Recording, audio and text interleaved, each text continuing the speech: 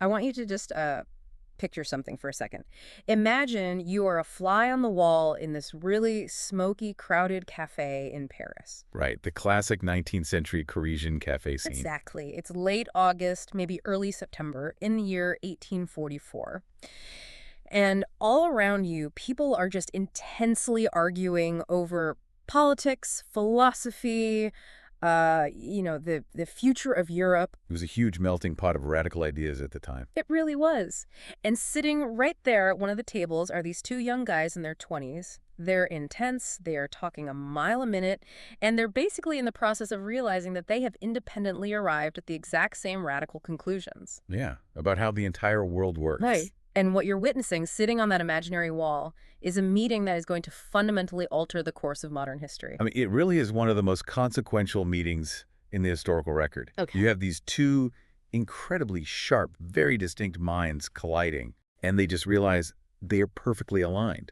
And what makes this specific moment in Paris so vital is that they weren't just, agreeing on a set of abstract ideas. Right. They were agreeing on a completely new method for analyzing human society. Exactly. And that meeting, that specific moment, is our launchpad for today. So welcome to the deep dive. Our mission today is to completely unpack Volume 4 of the Marx and Engels collected works. Which is such a dense, fascinating volume. Oh, it's incredibly dense. We're focusing on a very specific, crucial window of time here, basically the autumn of 1844 to the autumn of 1845. Right, just a single year, but so much happens. Yeah, if you've ever wondered how the philosophical framework of communism actually got built, I mean, this volume is essentially the origin story of that lifelong partnership. It really is. But, and I want to make this super clear right off the bat, today we aren't looking at these ideas as political weapons. We are looking at them as historical blueprints. Right, we're acting as impartial guides here. Exactly. We're just popping the hood to see how the engine of this massive theoretical framework was constructed piece by piece, regardless of where you might personally fall on the political spectrum. Yeah, because it's really an exercise in intellectual history. I mean, to understand modern sociology or economics or just global history, you have to understand the mechanical shifts in political philosophy that happened during this specific 12-month period. You really do. We get to see them defining their worldview, not just by stating what they believe, but by aggressively dismantling the philosophical foundations they were leaving behind. So let's set the stage a bit. Before we get to their first major joint book, we kind of have to understand who these two men were when they sat down in that cafe. Right, they didn't just pop into existence with these fully formed theories. No, not at all. They had already survived some pretty intense intellectual journeys. The source material highlights that both of them started their adult lives in, like, the late 1830s and early 1840s as freethinkers and revolutionary Democrats in Germany. Yeah, they were very much a product of their environment. But by 1844, they had made this hard pivot. They transitioned from being what philosophers call idealists to being convinced materialists. And that pivot, I mean, that is the foundation of everything they would do for the rest of their lives. Right. So can you explain what that actually means? Because in the context of 19th century German philosophy, idealism was like the absolute dominant force. Oh, yeah. It was heavily associated with the philosopher Hegel. Hegelian idealism is basically the belief that reality is ultimately shaped by abstract ideas. Okay. It posits that the development of human history is driven by the evolution of thought, of consciousness, of knowing. Let me just make sure I'm tracking this, because modern usage of the word idealist usually just means someone who is, overly optimistic. Right, like a dreamer. Yeah. Yeah. But in this historical context, an idealist looks at a society and says, well, the laws, the culture, the economy, they look this way because of the ruling ideas at the time. Exactly. The concept, the idea comes first. And the physical, tangible reality is just a manifestation of that idea. That captures it perfectly. For the idealists, the material world is almost like a secondary byproduct of the world of ideas. Wow. Yeah, history is viewed as this march of human consciousness toward absolute freedom or truth. But the transition to materialism, which both of them had undergone independently by the time they met, it flips that dynamic completely upside down. So materialism is saying the opposite. Yes. Materialism argues that you absolutely cannot explain human existence by looking at abstract ideas or the evolution of thought. You have to explain it by looking at physical, economic reality. The text actually has a very specific phrasing for this. It says the shift is about explaining man's knowing by his being instead of his being by his knowing. Which is a massive philosophical rupture. Right. In other words, how we physically survive, how we produce the things we need to live, our economic reality, that being, that is the actual soil from which our ideas and culture grow. So you don't get the idea of a feudal monarchy out of nowhere. Exactly. You get it. Because your society's material reality is based on agricultural land ownership and serf labor. The material conditions dictate the knowing. That is wild. It reminds me of two solo musicians who have been touring completely different cities, experimenting with different instruments. Oh, I like that analogy. And then they meet in this cafe, start jamming, and realize they've both been playing the exact same underlying rhythm this whole time. And right then and there, they decide to form a supergroup. Yes. But their paths to finding that rhythm were drastically different, right? Especially for the second member of this duo, Engels. Oh, his journey was particularly grueling because he came from Barmen, which was a heavily industrialized area in the Rhineland, but he was born into a very conservative, highly religious family. Right, his dad was a big deal. Yeah, his father was a wealthy, strict textile industrialist. And unlike his future collaborator, who was deep in the academic and journalistic circles, Engels was actively forced by his father to leave school early. Wait, really? Just pulled out of school? Yep. He was sent to work in the family business. So he's essentially being groomed to take over as a capitalist factory owner, right in the thick of the Industrial Revolution. He was. And this meant he had to navigate his entire philosophical development basically on his own. Wow, so no university debate clubs for him. No, he had to self-educate his way through this labyrinth of contemporary religious and philosophical debates. He had to consciously, painfully rid himself of the strict religious convictions he was raised with. That sounds exhausting. It was. And he was doing all of this while sitting in a commercial office, literally managing the very industrial system he was beginning to philosophically dismantle. The cognitive dissonance there must have been absolutely deafening. I mean, working in the family textile firm by day, maximizing profits, dealing with supply chains, Right. and by night, writing radical critiques of the entire economic structure that is providing his wealth and status. It's incredibly difficult to break away from your upbringing under normal circumstances. Absolutely. But to do it when that system is actively funding your life and your family is demanding your participation in it. It was a profound internal struggle. But, I mean, we have to recognize the massive analytical advantage it gave him. Oh, because he saw it from the inside. Exactly. It Wow. grounded his emerging materialist philosophy in gritty operational reality. He wasn't just theorizing about industry from a university library. He was looking at the ledger books every single day. Yes, he saw the wages, the working hours, the cost of raw materials. He saw the raw mechanics of exploitation firsthand, which made his materialism deeply practical. Okay, let's unpack this. So they meet in Paris. They realize they are playing the same tune. They're both materialists now. Yep. But to move forward and actually build a new political movement, they realize they have to clear the air. Right, they had to clean house. Yeah, they have to firmly and quite aggressively separate themselves from their former philosophical peers back in Germany, which brings us directly to their very first joint project. A book with a rather sarcastic, biting title. Oh, I love the title. The Holy Family, or Critique of Critical Criticism, against Bruno Bauer and Co. Critical criticism. You can just hear the eye roll dripping from that title. You really can. So they agreed on the plan for the book together during that Paris meeting, though the sources note that Marx wrote the vast majority of the actual text after Engels had left for Germany. That's right. The primary target was a group known as the Young Hegelians, specifically Bruno Bauer and his brother. Now, these were the progressive thinkers they used to hang out with intellectually. Yes, they're old friends. So what was the beef? What exactly is critical criticism, and why did it need to be destroyed so publicly?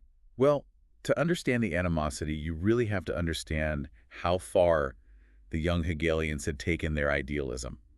They had essentially backed themselves into a corner of extreme subjective idealism. Okay, what does that mean in practice? It means they believed that the masses, meaning the everyday working people, the factory workers, the peasants, were entirely inert. Inert, like doing nothing. Worse, they viewed the masses as passive, unthinking, and basically a stubborn obstacle to historical progress. So they thought regular people were just getting in the way of enlightenment. Exactly.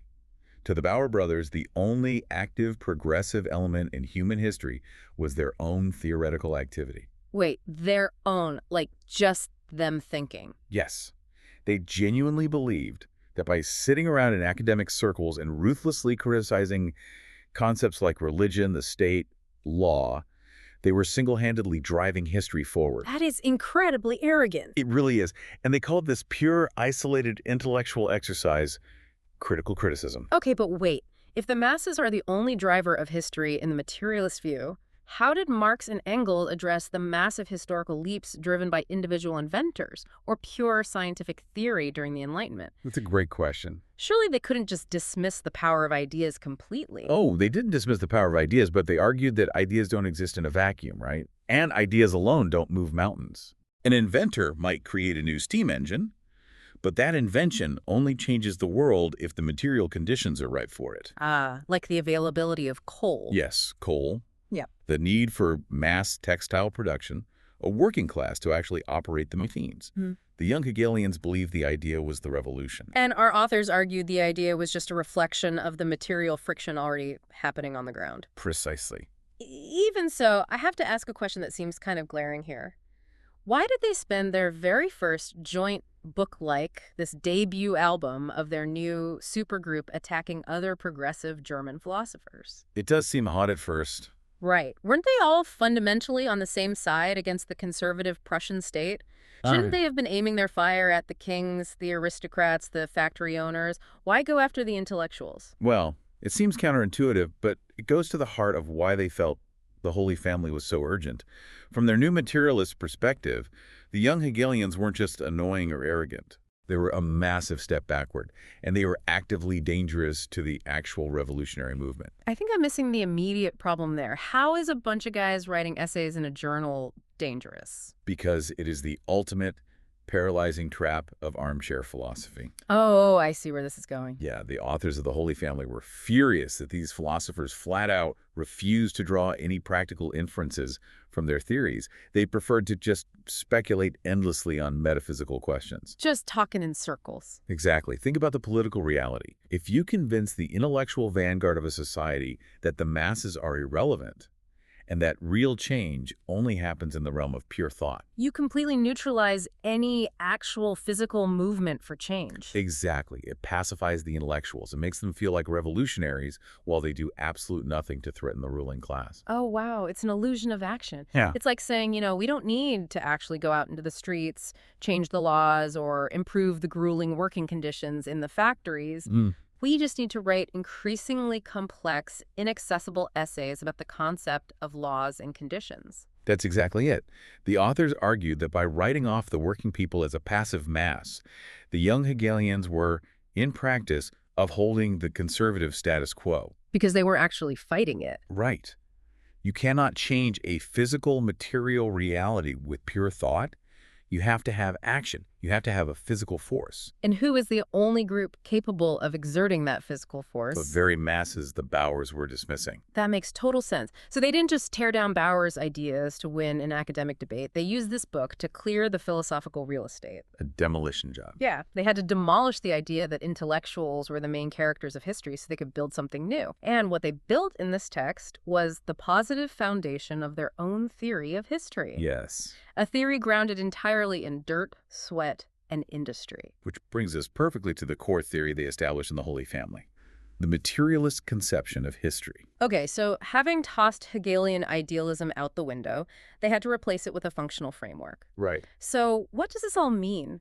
How does this materialist conception of history actually work mechanically, according to the text? Well, the foundational principle they laid down is that the decisive role in social development is material production.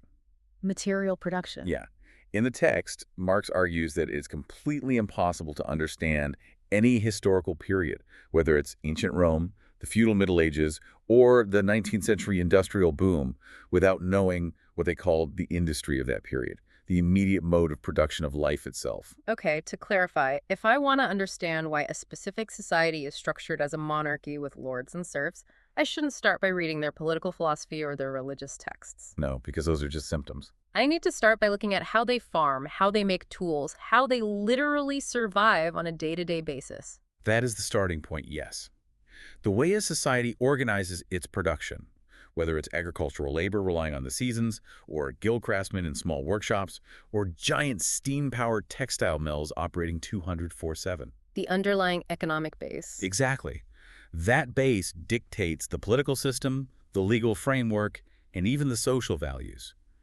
The text highlights a dialectical connection between a society's political system and its economic structure. Okay, let's pause right there.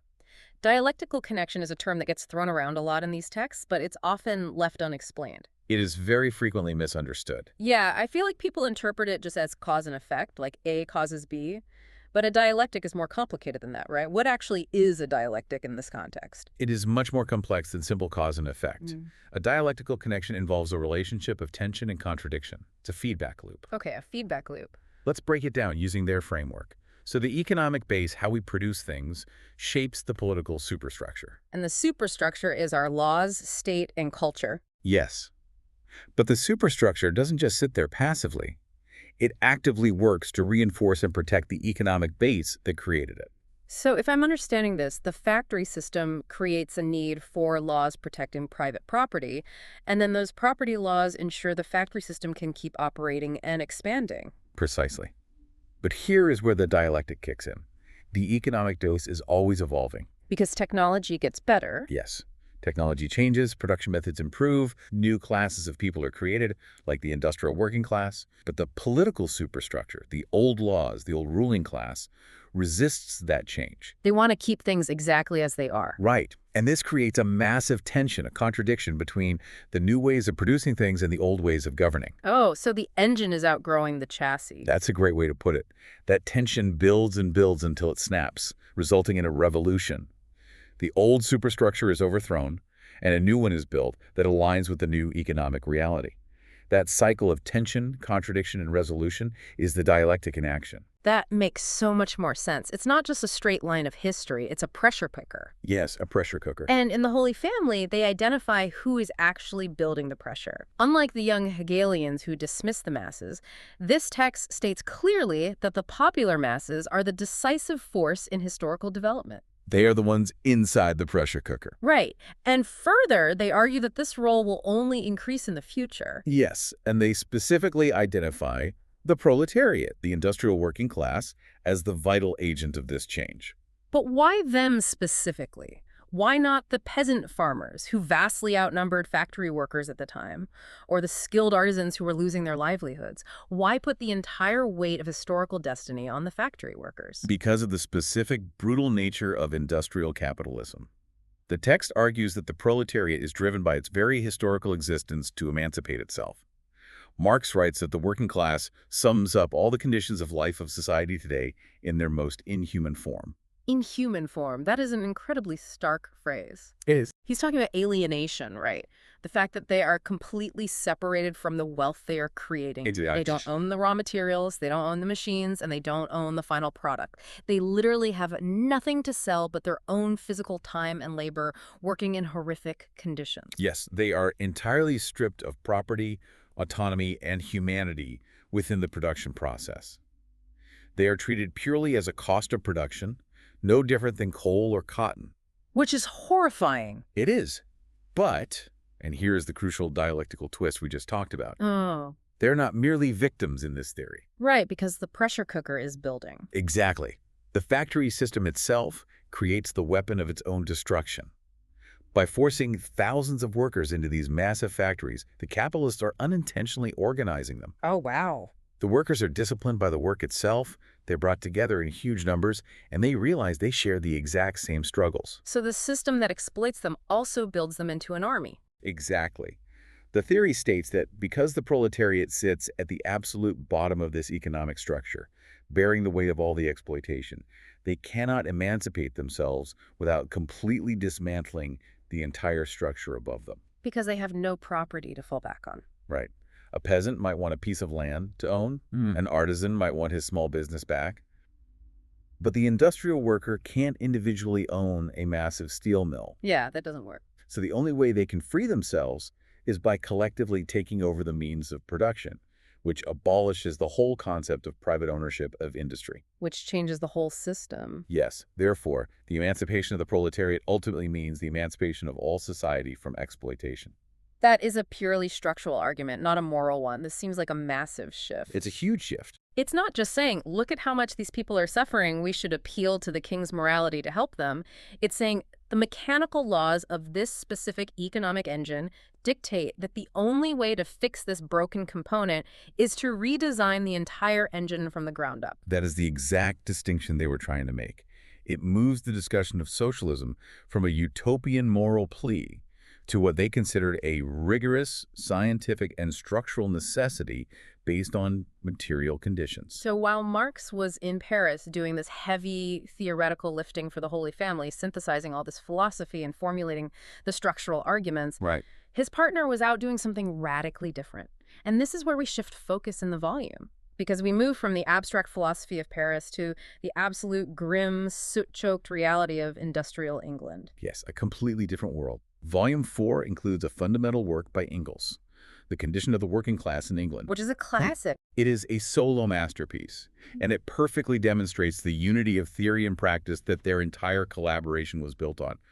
While Marx was demanding that philosophy look at material reality, Engels was actually out gathering the physical proof of that reality. Which, I have to say, is such an incredible historical irony. Oh, totally. You have the son of a wealthy, conservative industrialist using his all-access VIP pass to the industrial world to write the ultimate data-driven expose of its abuses. It's amazing. His father sent him to Manchester, the absolute epicenter of the global textile industry, to learn the family business, to become a good, efficient capitalist manager. Yeah, to straighten them out. Right. And instead, Engels uses the opportunity to gather the precise empirical data needed to philosophically dismantle his father's entire world. What's fascinating here is the methodology Engels used. It cannot be overstated. It was revolutionary. How so? He wasn't just sitting in a library in a university town spinning theories about the poor. He spent almost 2 years in Manchester. And he didn't just stay in the management offices or the gentlemen's clubs. Right. He went deep into the slums. He observed the living and working conditions firsthand. But it wasn't just him taking a poverty tour and writing down sad stories, right? Not at all. The source text notes that this work was a theoretical generalization based on vast factual data. He was pulling from official government documents, reading bourgeois and working-class newspapers. Wow, so real research. Oh yeah, analyzing special parliamentary investigations, public health reports, and mortality statistics. He combined this hard, empirical data with his own eyewitness testimony to prove the theoretical points he and Marx were making about capitalist exploitation. This is what really stands out to me, because today we take this methodology completely for granted. We really do. If a journalist or a sociologist wants to make a point about systemic inequality, they go get the data. They do interviews, they look at health statistics, zip codes, life expectancy. But in the mid-1840s, how common was this? To use raw empirical data to back up a sweeping philosophical argument about class warfare. It was incredibly pioneering. Engels essentially set the standard for modern investigative sociology and data-driven journalism. That early on. Yeah. Yeah. Before this, you had the utopian socialists who would describe beautiful, imaginary future societies based on moral ideals. And on the other side, you had the bourgeois political economists who described the laws of the free market as if they were natural, unchangeable laws of physics, completely ignoring the human cost. Just looking at the math. Exactly. But here you have someone looking at the actual human toll of the mode of production using hard numbers. He documented the typhus outbreaks, the physical deformities caused by the machines, the child labor, the starvation wages. Oh, wow. It proved that their materialist theory was useless without a factual basis. It's the ultimate proof of concept. If you are going to claim that material conditions determine society, then you'd better go document exactly what those material conditions are. Exactly. You have to smell the smog, you have to count the hours worked, you have to look at the death rates in the slums. Yeah. And by doing so, he provided the irrefutable evidence that the inhuman form of society described in the Holy Family wasn't just a philosophical exaggeration. It was real. It was a tangible, measurable reality in places like Manchester. It solidified their shared belief that theory and practice must be united. Theory gives you the map, but practice, the actual data and the real-world conditions, tells you where the mountains and swamps actually are. That makes perfect sense. But of course, when you dedicate yourself to this kind of practice, when you start pointing fingers and naming names with hard data, the authorities tend to notice. Oh, they definitely notice. And they usually don't appreciate it. Which brings us to the final portion of our deep dive today. Exile, practical journalism, and drawing hard political lines. Theory was starting to translate into immediate, real-world consequences. Absolutely. By early 1845, the tolerance of the state authorities had completely run out.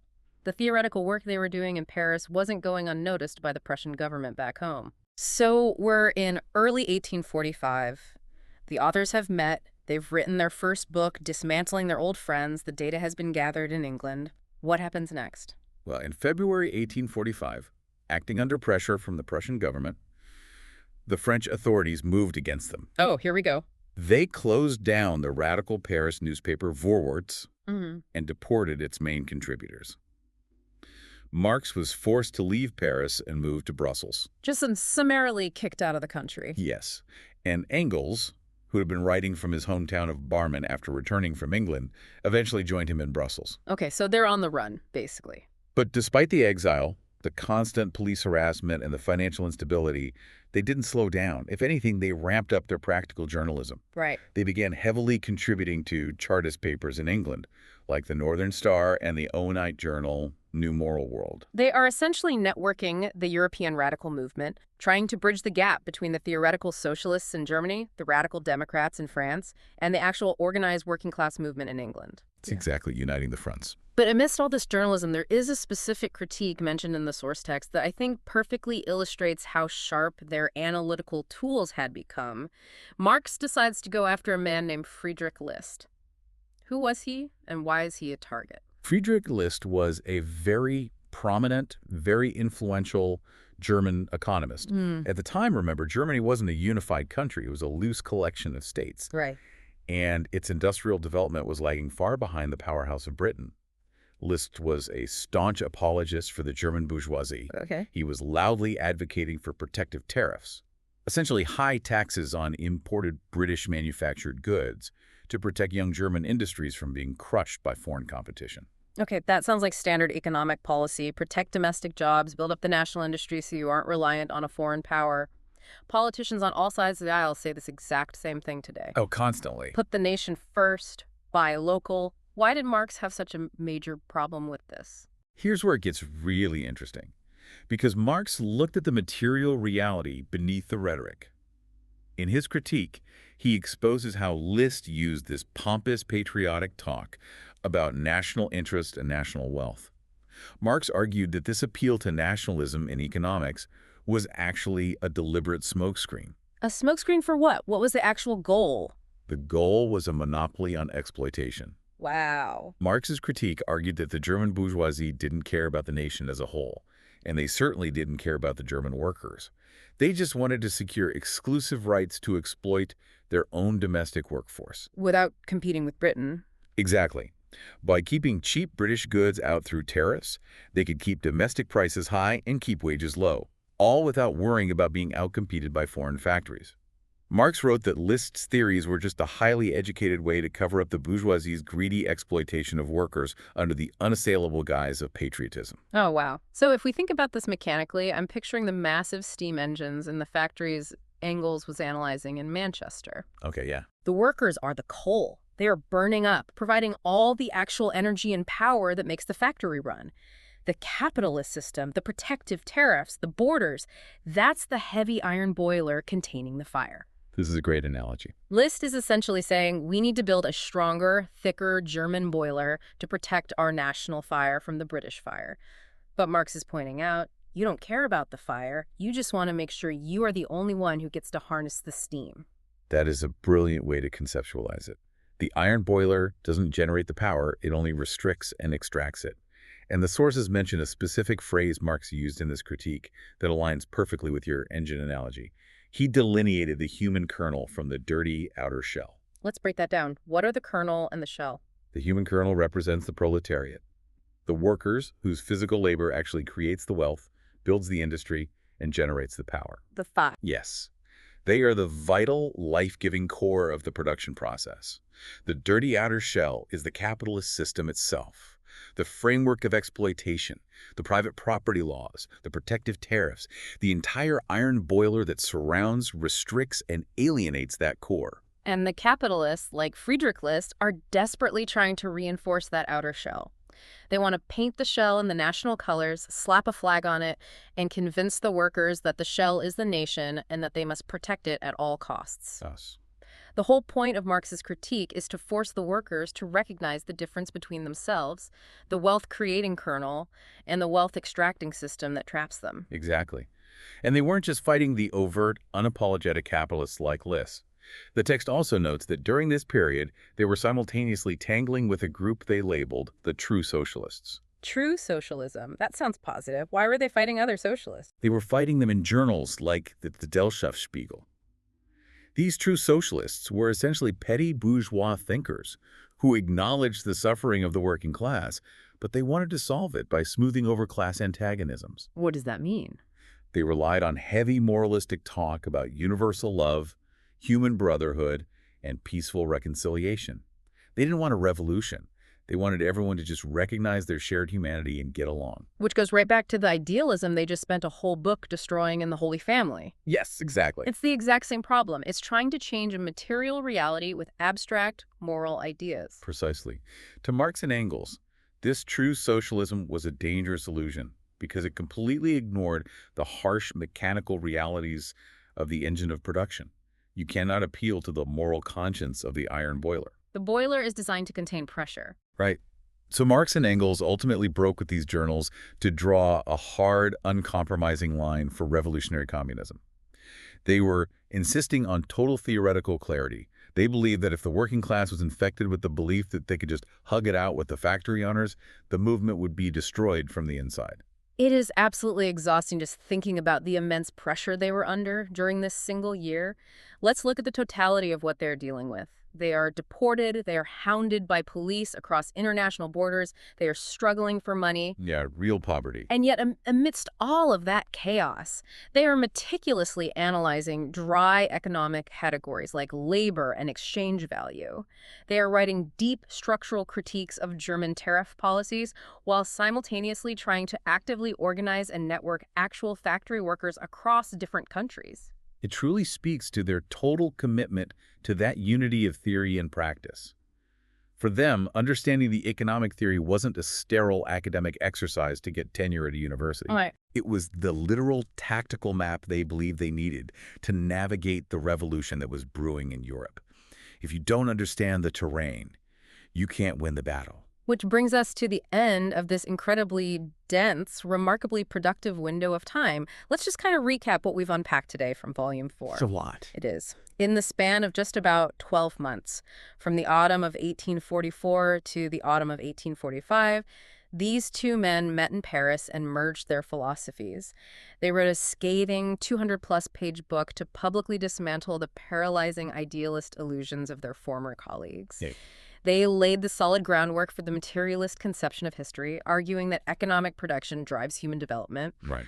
One of them embedded himself in the toxic slums of Manchester to gather groundbreaking empirical data to prove those theories, and they started drawing hard, uncompromising political lines in their journalism against both capitalist apologists hiding behind nationalism and softer utopian socialists hiding behind morality. It is, without a doubt, one of the most concentrated bursts of theoretical development in the history of political thought. Absolutely. And if you look at why this matters to you today, again, separating out whether you agree or disagree with the political movements that followed, it comes down to the analytical tools they forged in this exact period. The methodology. Yes. Their absolute insistence on looking at the underlying economic structure, at the industry, at the specific mode of production, to understand why a society operates the way it does. That fundamentally changed how history and sociology are studied. Because before this, history was mostly a chronicle of kings, military battles, and the great ideas of great men. Exactly. After this volume, you simply could not ignore the ledger books, the factories, the supply chains, and the workers. It permanently changed the lens through which we view human behavior and societal structure. It did. It forces us to ask the structural questions. Ugh. Who owns the tools? Who does the actual work? And how does that specific arrangement shape the laws, the culture, and the state we live under? And that leads perfectly into a final thought I want to leave you with. Yeah. A thought to mull over long after this deep dive ends. As we've discussed, the core argument formulated in this volume is that you cannot understand a historical period without understanding its immediate mode of production. You have to look at the engine. You have to look at the engine. So look around at our modern world today. We live in an era of gig work, of algorithmic management, of artificial intelligence, and massive borderless digital economies. Very true. The engine of today looks very, very different than the steam-powered textile mills of Manchester in 1844, but the questions remain exactly the same. If the authors of this volume were sitting in a cafe today analyzing our current reality, what would they say our modern mode of production reveals about the hidden structures of our society? That is the question. Who forms the human kernel today, and what exactly does the true, dirty outer shell look like in the age of algorithms? What are the power dynamics governing our own lives that we might be too close to see? It really makes you wonder, what is the material reality driving the ideas, the politics, and the culture of the 21st century? Something to think about. Until next time, keep looking under the hood.